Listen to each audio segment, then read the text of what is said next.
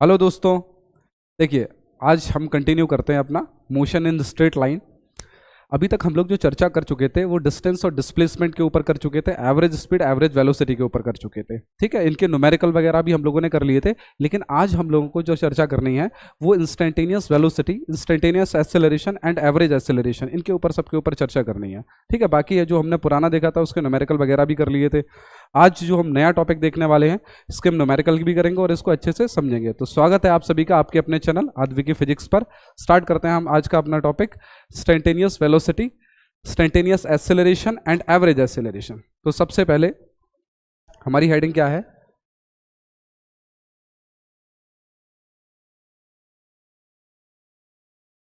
Instantaneous velocity. देखो, वैसे तो हम इसको पिछले वाले लेक्चर में हम देख चुके हैं जब पैरामीटर्स ऑफ मोशन पढ़े थे हमने। ठीक है, इंस्टेंटेनियस का क्या मतलब होता है? ताक्षणिक वेग। ठीक, तो ये क्या होता है? It is defined over at instant of time। ठीक है, या फिर आप बोल सकते हो, ओवर नहीं बोल सकते हैं, ज्यादा जो सही रहेगा, it is defined at an instant of time. किसी भी एक छोटे से टाइम के लिए, एक छोटे से टाइम पर आपसे बात करी जाए, ठीक है, कि जब t बराबर बहुत छोटा हो, माइक्रो सेकंड्स में हो, मिली सेकंड्स में हो, उस टाइम पर जब आपसे कोई आदमी बात करे कि वेलोसिटी क्या होगी, उसको हम क्या बोलेंगे? इंस्टेंटेनियस वेलोसिटी बोलेंगे। ठीक है, अच्छा, एवरेज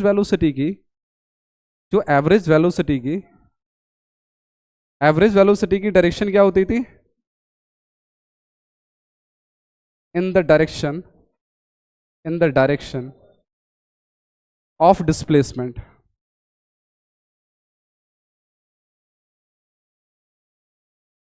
लेकिन इंस्टेंटेनियस वेलोसिटी की जो डायरेक्शन है वो किस तरीके से होगी? Direction of instantaneous velocity is in the direction of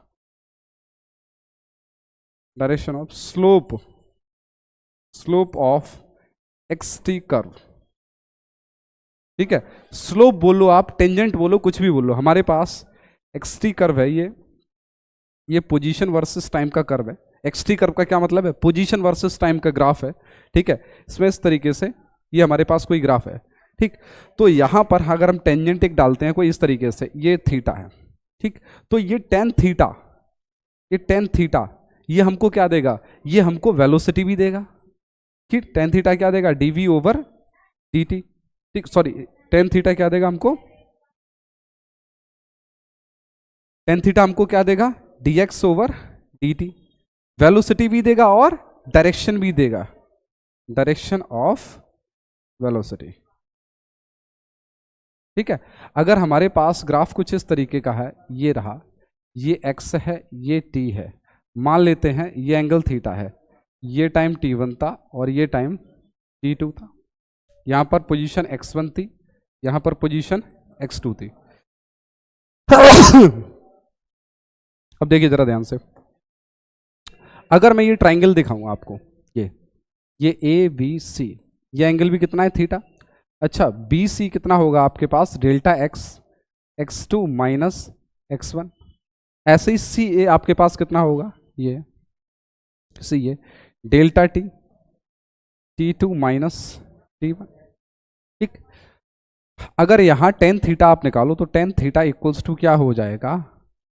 BC upon AC। अगर इस ट्राइंगल में VCA ट्राइंगल में टेन थीटा निकाला, BC अपॉन AC, BC क्या है आपके पास? Delta x over delta t। ठीक है, अच्छा, delta x over delta t क्या होती है? वेलोसिटी होती है। लेकिन ये कौन सी वेलोसिटी निकला? Average velocity. अगर हम ये बोलें कि delta t tends to 0, limit लगा दी, और del x over del t को हम क्या बोलेंगे? dx over dt। तो पोजीशन वर्सेस टाइम का जो स्लोप है, देखो टाइम लिमिट, हमने लिमिट कर दिया टाइम को, टाइम बहुत छोटा है, t टेंड्स टू 0, मतलब t 0 तक जा रहा है लेकिन 0 है नहीं। इतना छोटा है कि लगभग लगभग वो जीरो तक पहुंच गया, बहुत छोटा समय। इतने छोटे समय में जब कोई पोजीशन चेंज होती है तो उस पोजीशन को चेंज होने का, जो समय के साथ जो पोजीशन के चेंज होने का रेट होता है, उसी को हम क्या बोलते हैं, इंस्टेंटेनियस वेलोसिटी बोलते हैं। तो हमारे पास जो स्लोप है tan थीटा है, पोजीशन वर्सेस टाइम ग्राफ का, ये हमको क्या देता है, वेलोसिटी देता है। ठीक, कहानी समझ में आई। डायरेक्शन क्या होगी, स्लोप के, जिधर स्लोप होगा, जिधर टेंजेंट ऑफ थीटा होगा, उधर इसकी डायरेक्शन होगी। देखो ग्राफ्स वगैरह की हम चर्चा करेंगे, अभी फिलहाल हम ज़्यादा ग्राफ्स की चर्चा नहीं करेंगे यहाँ पर, वो एक अलग से लेक्चर लेकर आएंगे जिसमें हम सारे सब कुछ सारे ग्राफ देखेंगे प्रॉपर तरीके से। ठीक, जैसे एक क्वेश्चन लेते हैं हम। क्वेश्चन क्या है, क्वेश्चन है position of particle, position of particle depends on time, depends on time given as x बराबर 2t square plus 3t, given as 2t square plus 3t plus 4, find instantaneous velocity at t equals to 2 seconds. ठीक है, सवाल आपके सामने ही है। करते हैं solution. देखो x हमको दे रखा है, x इक्वल्स टू क्या दे रखा है, 2t square plus 3t plus 4। अच्छा, इसको डिफरेंशिएट करेंगे dx ओवर dt। देखो अभी हम इंस्टेंटेनियस वेलोसिटी, इंस्टेंटेनियस एक्सेलरेशन, इन सब की चर्चा कर रहे हैं, तो आपको याद ध्यान से रखिए डिफरेंशिएशन आना चाहिए। डिफरेंशिएशन नहीं आएगा आप सवाल नहीं कर पाओगे, तो बेसिक डिफरेंशिएशन आना चाहिए आपको। ठीक है, तो dx ओवर dt ये क्या हो गया, 4t प्लस 3। ठीक, ये क्या आ गई वेलोसिटी, 4t प्लस 3। ठीक है, जब भी कभी अगर सवाल में आपसे पूछा जाए कि वेलोसिटी बताओ, तो हमेशा आपसे इंस्टेंटेनियस वेलोसिटी पूछी होगी। एवरेज वेलोसिटी जब भी आपसे पूछेगा बता देगा सवाल में कि एवरेज वेलोसिटी बताइए। ठीक है, तो v बराबर 4t प्लस 3, t बराबर कितने पे, 2 सेकंड पर, तो v equals to 4 into 2 plus 3, 8 plus 3, 11 metre पर सेकेंड। ठीक है, ये आपके पास आ गई।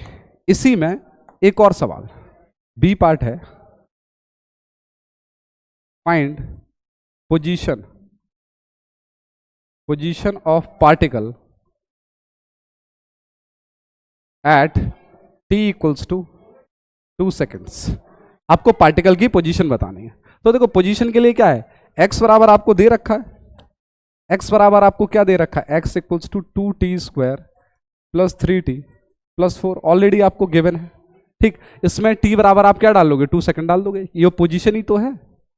तो 2 गुणा 2 का स्क्वायर प्लस 3 गुणा 2 प्लस 4, कितना आ गया, 4 दूनी 8 प्लस 6 प्लस 4, 18 मीटर। ठीक है, अगला सवाल आपसे पूछा गया है सी, find instantaneous speed if motion is rectilinear at t equals to 2 seconds। ठीक है, आपसे क्या पूछा गया है कि क्या बताइए, इंस्टेंटेनियस स्पीड बताइए। देखिए इंस्टेंटेनियस स्पीड अभी मैंने आपको बताया नहीं, आप केवल इतना समझ लो कि अगर मोशन रेक्टिलिनियर है तो वेलोसिटी किसके बराबर हो जाती थी, स्पीड के। एवरेज वेलोसिटी किसके बराबर हो जाती थी, एवरेज स्पीड के। ऐसी इंस्टेंटेनियस वेलोसिटी किसके बराबर हो जाएगी, इंस्टेंटेनियस स्पीड के। तो टी बराबर 2 सेकंड पे हम ऑलरेडी निकाल चुके हैं इंस्टेंटेनियस स्पीड। ठीक, तो इंस्टेंटेनियस स्पीड बी भी कितनी हो जाएगी, 11 मीटर पर सेकेंड हो जाएगी। मैंने आपको कल वाले लेक्चर में बताया था। ठीक है, स्ट्रेट लाइन मोशन का लेक्चर नंबर 2, उसमें बताया था कि एवरेज वेलोसिटी और एवरेज स्पीड रेक्टिलिनियर मोशन के लिए सेम होती है, क्योंकि वहां पर डिस्टेंस और डिस्प्लेसमेंट बराबर होता है। ऐसे इंस्टेंटेनियस वेलोसिटी और इंस्टेंटेनियस स्पीड बराबर होंगी अगर मोशन रेक्टिलिनियर है, तो ज्यादा नहीं सोचना है। ठीक, अगला सवाल इसी में आपसे पूछ लिया गया है, D, find average speed velocity at t बराबर 2 to t बराबर 4 सेकेंड्स। ठीक है, आपसे पूछा गया है कि एवरेज स्पीड एवरेज स्पीड बताइए। देखो मोशन रेक्टिलिनियर है तो मैंने आपसे क्या कहा, एवरेज स्पीड और एवरेज वेलोसिटी क्या होंगे, बराबर होंगे। तो आपसे क्या पूछा कि एवरेज स्पीड एवरेज वेलोसिटी बताओ t बराबर 2 से t बराबर 4 सेकंड पर। तो देखिए कैसे करेंगे, देखो ध्यान से। हमारे पास अगर एवरेज वेलोसिटी का क्या फॉर्मूला होता था, x final minus x initial upon t final minus t initial. ठीक, तो x फाइनल निकाल लो आप, x फाइनल फाइनल पोजीशन देखो फाइनल पोजीशन कब, जब t बराबर 4 सेकंड हो। 4 इसमें डाल दो तो पोजीशन आ जाएगी 2 इंटू 4 का स्क्वायर प्लस 3 इंटू 4 प्लस 4, 16 दूनी 32 प्लस 12 प्लस 4, ये कितना आ गया, 2 2 4, 4 2 6 2 8, 3 1 4, 48 मीटर। ठीक, x इनिशियल कितना आएगा, इनिशियल पोजीशन, ये फाइनल पोजीशन आ गई। इनिशियल पोजीशन मतलब t बराबर 2 पर हम डिस्प्लेसमेंट निकालेंगे, पोजीशन निकालेंगे। तो x2, अच्छा ये हम पहले ऑलरेडी निकाल चुके हैं, कितना 18 मीटर है, पहले ही निकाल चुके हैं तो ज़्यादा सोचना ही नहीं है। कितना है 18 मीटर। अच्छा डेल्टा x क्या आ गया, x final minus x initial, तो 48 minus 18 30 metre, 48 minus 18। Average velocity क्या है, तो एवरेज वेलोसिटी हो चाहे एवरेज स्पीड हो यहाँ सेम होगी, 30 upon T final minus T initial. T final कितना है 4 माइनस 2, तो 4 माइनस 2 कितना आ गया 2, 30/2 15 मीटर पर सेकेंड। ये आपके पास आ गई कहानी। ठीक, अच्छा देखिए इसको एक और तरीके से कर सकते हैं। अच्छा किस तरीके से कर सकते हैं, जरा इंटीग्रेशन मेथड देखिए। अगर हमें average speed average velocity rectilinear motion के लिए चाहिए तो हम कर देते हैं integral v dt upon integral dt। ठीक, अच्छा देखो v हमारे पास ऑलरेडी हमने निकाला था, v बराबर क्या था 4t plus 3, 4t plus 3 dt integration, देखो कहां से कहां तक टाइम जा रहा है, 2 से लेकर 4 तक, 2 से लेकर 4 तक अपॉन इंटीग्रेशन 2 से 4 dt। कर दो इंटीग्रेट, कितना आ गया 4t का इंटीग्रेशन क्या हो जाएगा 4t square upon 2, 4t square upon 2 plus 3t integration हो गया, और लिमिट कहां से कहां तक 2 से 4 अपॉन dt का इंटीग्रेशन कितना हो गया, dt का इंटीग्रेशन हो गया t, और लिमिट कहां से 2 से 4। ठीक है, इसको थोड़ा सा इधर कर देते हैं,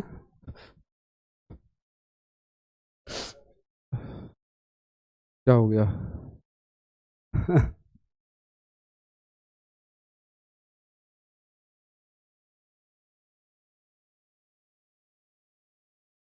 देखो इंटीग्रेट कर दिया, 2 दूनी 4, तो 2 टी पे पहले अपर लिमिट डालेंगे 4 का स्क्वायर माइनस 2 का square plus 3 upper limit 4 minus lower limit 4 upon 4 minus 2, तो 2 गुणा 16 माइनस 4 कितना आ गया 12 प्लस 3 दूनी 6 बटे 2, तो 12 दूनी 24, 36/2 15 मीटर पर सेकेंड।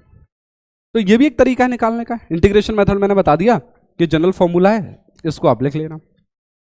एवरेज वेलोसिटी क्या होता है integral v dt over integral dt। Integration differentiation आपको आना चाहिए, थोड़ा थोड़ा बेसिक सीख लो, वरना मैं एक लेक्चर डाल दूंगा इंटीग्रेशन डिफरेंशिएशन का अगर जरूरत पड़ी तो। ठीक है, चलते हैं अपने अगले सवाल पर। नीट 2022 में आया है ये कब आया, नीट 2022। आपको एक ग्राफ दिया गया है, वैसे तो ग्राफ वाले क्वेश्चन में बाद में ही सॉल्व कराऊंगा, लेकिन फिर भी एक आ गया तो यहां देख लो। आपको पोजीशन वर्सेस ये x वर्सेस t में ग्राफ दे दिया, ये 30 डिग्री है, ये 45 डिग्री है। ठीक है, आपको बोला गया है कि ये v1 है और ये v2 है, रेशियो बताइए दोनों का रेशियो क्या होगा। तो v1 रेशियो v2 बराबर आपको दे रखा है 1/√3, b दे रखा है v1 रेशियो v2 बराबर √3/1, सी है V1/V2 बराबर 1/√3/3, और डी है ऑप्शन है नन ऑफ दिस। ये 4 ऑप्शन दिए गए हैं।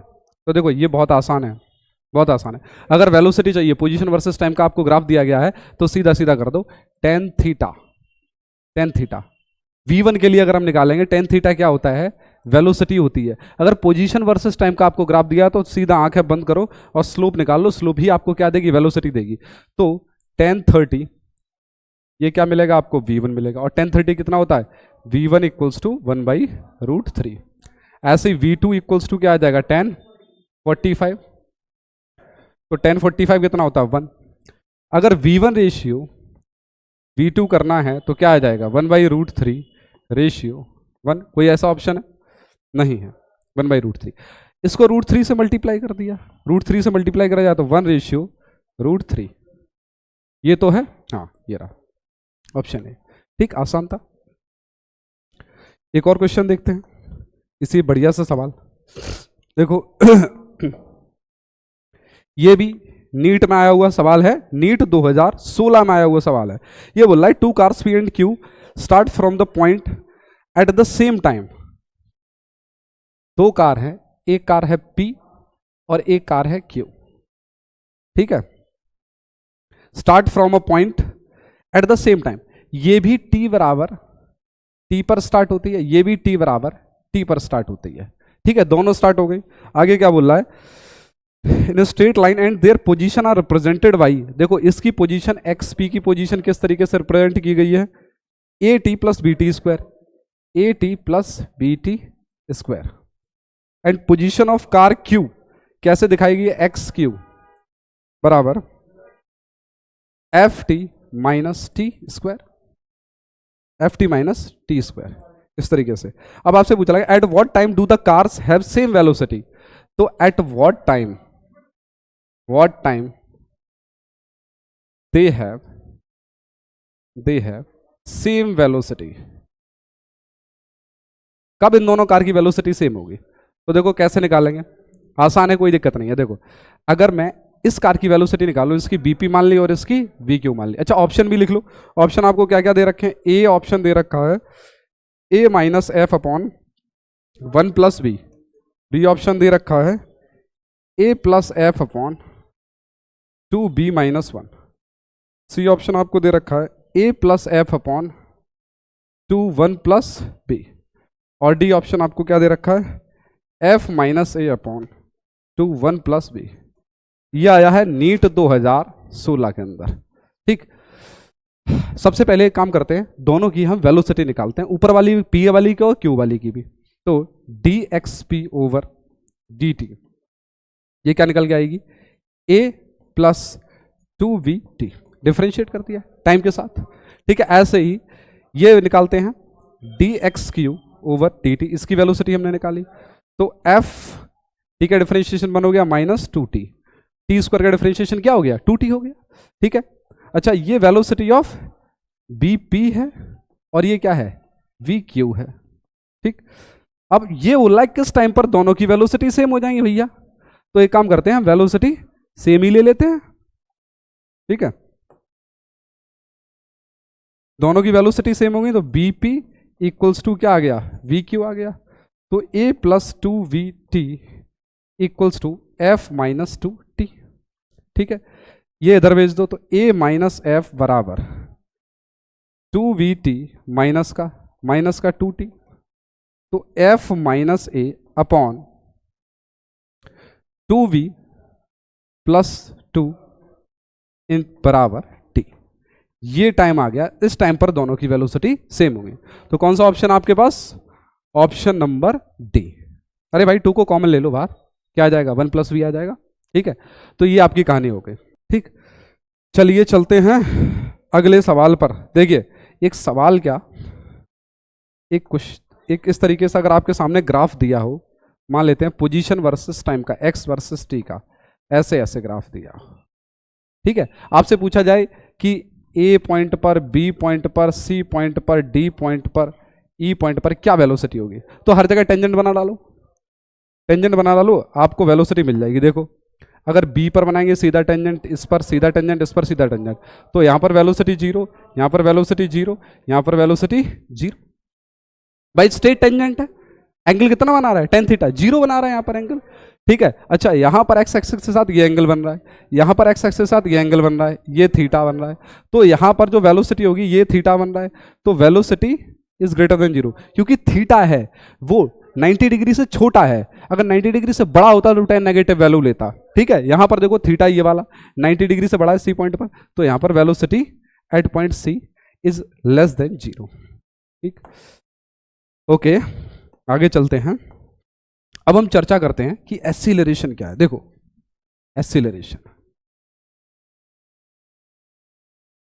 एक्सीलरेशन भी हमारे पास दो तरीके का आता है। एक तो आता है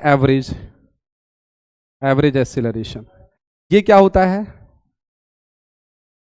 delta V over delta T, मतलब V final minus V initial upon T final minus T initial. ठीक है, ज़्यादा इसके बारे में आपसे चर्चा नहीं करेगा। ठीक, तो आप टेंशन मत लीजिए, इसके बारे में ज़्यादा चर्चा नहीं होगी, हमेशा इंस्टेंटेनियस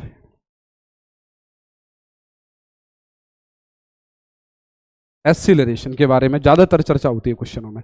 तो इंस्टेंटेनियस एक्सीलरेशन क्या होता है, A equals to D V over D T, rate of change of velocity with respect to time, या फिर v बराबर क्या होता था, v बराबर होता था dx ओवर dt, ये उठा के यहां पटक दो, तो a बराबर क्या हो जाएगा d2x ओवर dt2। अच्छा, अगर इंस्टेंटेनियस एक्सीलरेशन की डायरेक्शन देखनी है, देखो इसकी डायरेक्शन किधर होगी, जिधर वेलोसिटी की डायरेक्शन होगी, और इसकी डायरेक्शन इंस्टेंटेनियस की देखनी है, तो वेलोसिटी वर्सेस टाइम का जो ग्राफ होगा, यहां पर इस ग्राफ का जो स्लोप होगा, वो स्लोप हमको क्या बताएगा, इंस्टेंटेनियस एक्सीलरेशन की डायरेक्शन बताएगा। मान लेते हैं थीटा है, ये टाइम t1 है, ये टाइम t2 है, ये वेलोसिटी v1 है, ये वेलोसिटी v2 है, ये एंगल आपके पास कितना है, थीटा। फिर से वही कहानी, ये ए बी सी ट्राइंगल है, ये आपके पास क्या आ गया, delta v equals to v2 minus v1, ये आपके पास क्या आ गया, delta t equals to t2 minus t1। यहां पर टेन थीटा आप निकालेंगे तो टेन थीटा इक्वल्स टू क्या आ जाएगा, delta V over delta T, and this is delta V over delta T call acceleration. ठीक है, ये आपके पास क्या है, अभी एवरेज एक्सीलरेशन। लेकिन अगर मैं यहां बोल दूं limit delta T tends to zero, ये क्या हो जाएगा, D V over D T. अगर इसमें लिमिट लगा दी हमने, टाइम को इतना छोटा कर दिया टेंडिंग टू जीरो, तो ये हमारे पास क्या आ गया, ये हमारे पास आ जाता है एक्सीलरेशन। कौन सा वाला, इंस्टेंटेनियस एक्सीलरेशन। ठीक है, तो वेलोसिटी वर्सेस टाइम का ग्राफ का जो स्लोप होगा वो हमको एक्सीलरेशन भी देगा और उसकी डायरेक्शन भी देगा। ठीक है, अगर हम टेंजेंट बनाएंगे तो टेंजेंट, जैसे हमारे पास ये ग्राफ है, ये इस तरीके का है, वेलोसिटी वर्सेस टाइम, तो यहां पर आप टेंजेंट डाल दो, ये थीटा, इस टेंजेंट की जिधर डायरेक्शन होगी उधर ही एक्सीलरेशन की डायरेक्शन होगी। ठीक है, तो ये हमारे पास एक्सीलरेशन हो गया। अच्छा, एक्सीलरेशन की एक बार फीलिंग लेते हैं, एक्सीलरेशन होता क्या है। देखो यूनिट क्या होती है एक्सीलरेशन की, यूनिट मीटर पर सेकंड स्क्वायर। अच्छा, इसको कैसे लिख सकते हैं, इसको लिख सकते हैं मीटर पर सेकंड पर सेकंड। देखो जरा, मतलब क्या है, एक सेकंड में कितनी वेलोसिटी में इंक्रीमेंट या डिक्रीमेंट हुआ है, इसको हमने क्या बोल दिया, एक्सीलरेशन। अगर इंक्रीमेंट हुआ तो नाम दिया एक्सीलरेशन, और डिक्रीमेंट हो रहा है वेलोसिटी में तो नाम देंगे रिटार्डेशन। एक्सीलरेशन क्या है, वेलोसिटी में इंक्रीमेंट कराने वाला, और रिटार्डेशन क्या है, वेलोसिटी में डिक्रीमेंट कराने वाला। रिटार्डेशन को हिंदी में बोलते हैं मंदन, एक्सीलरेशन को बोलते हैं त्वरण। याद रखना, इसको क्या बोलते हैं, त्वरण। ठीक है, अगर एक सेकंड में मान लो हमने कोई किसी चीज को छोड़ा, 10 मीटर पर सेकंड से छोड़ा, हर से एक सेकंड उसकी वेलोसिटी कितनी बढ़ रही है, 1 मीटर पर सेकंड, 1 मीटर पर सेकंड, मतलब पहले 10 थी, फिर अगले सेकंड 11 होगी, फिर अगले सेकंड 12 होगी, मतलब एक्सीलरेशन यहाँ पर कितना है, 1। ठीक है, और ऐसे अगर कोई चीज हम छोड़ते हैं, हर एक सेकंड उसकी वेलोसिटी 5 मीटर पर सेकंड के हिसाब से बढ़ती है, तो एक्सीलरेशन कितना हो गया, 5 मीटर पर सेकंड स्क्वायर। कहानी समझ में आ रही, एक सेकंड में कितनी वेलोसिटी में गेन होता है, दिस इज कॉल्ड एक्सीलरेशन। ठीक है, देखते हैं एक सवाल इसके ऊपर बढ़िया सा। देखो नीट में आया हुआ है क्वेश्चन, लेते हैं हम एक, ये रहा ये क्वेश्चन आपका आया हुआ है नीट 2012 में। बोल रहा है the motion of the particle is described as, question है motion of particle is described as x equals to 8 plus 12t minus t cube, 8 plus 12t minus t cube, where x is in meter and t is in second. The retardation of the particle when its velocity becomes zero, the retardation of particle when its velocity becomes zero. ठीक है, option A है आपका 24 metre पर second square, B है 0, सी है 6 metre पर second square और D आपका दे रखा है 12 मीटर पर सेकेंड स्क्वायर। देखो भाई क्या कहानी बोल रहा है, आपसे बोला गया मोशन ऑफ पार्टिकल ऐसे इस तरीके से दिया है, the retardation of the particle when its velocity become zero, जब वेलोसिटी जीरो हो जाए तब उस टाइम पर क्या रिटार्डेशन होगा। तो देखिए x बराबर क्या हमको दे रखा है 8 plus 12t minus T cube, अगर हम वेलोसिटी निकालें तो dx ओवर dt कर देंगे, कितना आ जाएगा 8 प्लस 12 माइनस 3t स्क्वायर, ये वेलोसिटी आ गई। अब ये बोल रहा है the retardation of the particle when its velocity become zero, तो वेलोसिटी को क्या कर दो v बराबर 12 8 कितना हो गया 20 माइनस 3t स्क्वायर। ठीक, जब वेलोसिटी 12 8 कितना हो गया 20, 8 plus 12t, okay okay okay okay okay okay, ये थोड़ा सा गलत हो गया, ये डिफरेंशिएशन गलत कर दिया। देखो x इक्वल्स टू क्या था हमारे पास 8 plus 12t minus T cube था। ठीक है, तो dx ओवर dt करेंगे तो ये तो कांस्टेंट है 8, इसका डिफरेंशिएशन क्या हो गया 0 हो गया। 12t का डिफरेंशिएशन क्या होगा 12 माइनस टी क्यूब का डिफरेंशिएशन क्या होगा 3t स्क्वायर। तो वेलोसिटी हमारे पास क्या आ गई 12 माइनस 3t स्क्वायर। अब उस टाइम पर रिटार्डेशन बताओ जब वेलोसिटी 0 हो जाए, तो इसको 0 कर दो, 12 minus 3t square equals to क्या आ गया 0, तो 3t स्क्वायर बराबर 12, 3 चौकू 12, t स्क्वायर बराबर 4, तो t बराबर कितना आ गया 2 सेकेंड। टाइम को हम नेगेटिव में तो लेंगे नहीं, t 2 सेकेंड आ गया। अब 2 सेकेंड पर हम क्या निकाल लेंगे एक्सीलरेशन निकाल लेंगे। देखो हमारे पास ये है वेलोसिटी और इसको एक और बार डिफरेंशिएट कर दो तो क्या आ जाएगा एक्सीलरेशन, तो d2x ओवर dt2 बराबर 12 का डिफरेंशिएशन क्या हो गया 0, कांस्टेंट टर्म में differentiation 0, minus 3 into T square, तो 3 इंटू 2 टी की पावर 2 माइनस 1, तो कितना आ गया माइनस 6t, ये आ गया एक्सीलरेशन या फिर हम बोलेंगे रिटार्डेशन। और t बराबर हमको कब निकालना है 2 सेकंड पर, तो माइनस 6 इंटू 2 कितना आ गया माइनस 12 मीटर पर सेकंड स्क्वायर। देखो माइनस का आया है इसलिए इसको हमने क्या बोला रिटार्डेशन बोला। वेलोसिटी तभी तो 0 होगी जब एक्सीलरेशन वेलोसिटी के अपोजिट होगा। गाड़ी आगे जा रही है, हम पीछे खींच रहे हैं, फोर्स पीछे लगा रहे हैं, तो गाड़ी धीरे धीरे रुकेगी।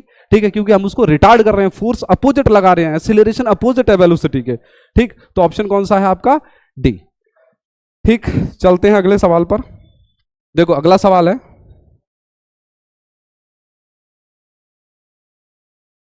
if x equals to at cube plus bt square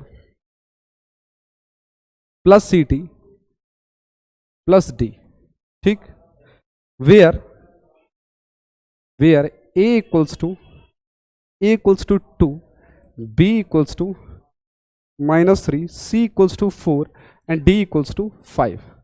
आपसे पूछा गया है पहला find dimension of a, b, c, d। ठीक, b आपसे पूछा गया है, हाँ लास्ट है, b आपसे पूछा गया है find instantaneous velocity at t equals to 1 second, और सी आपका ऑप्शन, सी आपका क्वेश्चन है instantaneous at t equals to 2 second. ठीक है, ये आपसे कहानी पूछी गई है। क्या पूछा गया है, x आपको दिया है, पोजीशन दी गई है। ठीक है, आपसे पूछा गया है डायमेंशन ऑफ एबीसीडी बताओ, इंस्टेंटेनियस वेलोसिटी बताओ, इंस्टेंटेनियस एक्सेलरेशन बताओ। तो देखो कैसे निकालेंगे। सबसे पहले पोजीशन हमको दी गई है, ठीक है, इसको लिख लो x इक्वल्स टू सारी वैल्यू डालकर, ठीक है। देखो आपके पास क्या है, A T Q plus B T square plus C T plus T. अच्छा ए की डायमेंशन क्या होगी, देखो ध्यान से जरा, पोजीशन है यहाँ पर पोजीशन, तो ए इंटू टी क्यूब की डायमेंशन क्या होनी चाहिए, पोजीशन की डायमेंशन के बराबर होनी चाहिए। भाई सेम डायमेंशन वाली क्वांटिटी तो जुड़ेंगी, ठीक है, डायमेंशनल एनालिसिस में ये आपने पढ़ा होगा, सेम डायमेंशन वाली क्वांटिटी जुड़ेंगी। तो ए टी क्यूब की डायमेंशन किसकी डायमेंशन के बराबर होनी चाहिए, एल की डायमेंशन। तो ए की डायमेंशन क्या होनी चाहिए, एल टी माइनस 3। ऐसे ही बी की डायमेंशन क्या होनी चाहिए, बी टी स्क्वायर बराबर एल, तो बी की डायमेंशन एल टी माइनस 2, ठीक है। ऐसे ही सी की डायमेंशन क्या होनी चाहिए, एल टी माइनस 1, और डी की डायमेंशन क्या होगी, एल के बराबर होगी, डी की डायमेंशन एल के बराबर ही होगी, ठीक है, एक्स के बराबर ही होगी डी की डायमेंशन। अच्छा बी पार्ट क्या है, बी पार्ट क्या है, आपसे क्या पूछा गया है, find instantaneous velocity at T बराबर 1 सेकेंड, तो निकाल लो। तो D X over D T क्या आ जाएगा आपके पास यहाँ पर 3a T square plus 2b T plus C plus 0। D क्या है, कांस्टेंट है भाई, डी तो 5 है, डिफरेंशिएट कर दिया 0 हो गया, तो क्या आ गया 3 इंटू ए कितना है, ए आपके पास है 2 T square plus 2 into V कितना है, वी है -3 इंटू टी प्लस सी आपके पास कितना है 4, तो कितना आ गया 6 T square minus 6 T plus 4।